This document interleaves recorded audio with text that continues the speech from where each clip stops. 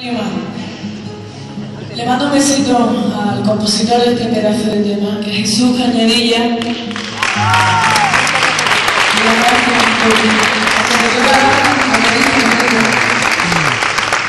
Y el propósito de esta canción es que cada persona que la escuche se la lleve a su sentimiento y se la lleve, pues, no sé, a un hijo, a una persona que ya no está con nosotros, o a un amor.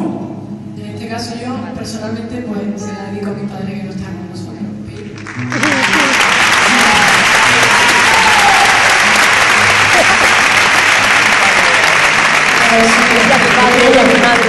Se la dedico que tenéis con él.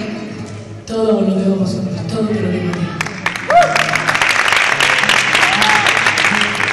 Es una alegría de oírte.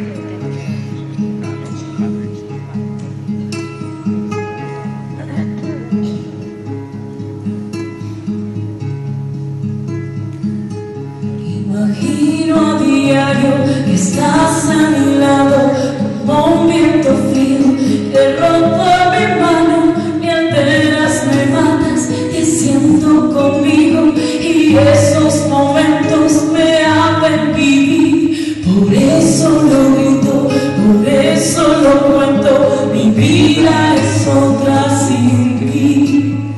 Te fuiste discreto, no estaba a tu lado, hasta eso lo hiciste por mí. Todo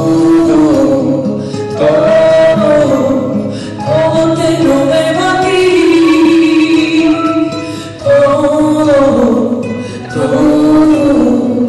Todo lo que yo sentí. Todo te lo debo a ti. Todo lo que yo sentí.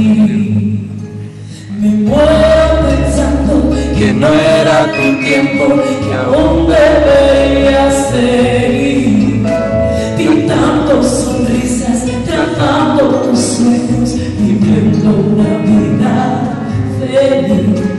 Y quiero decirte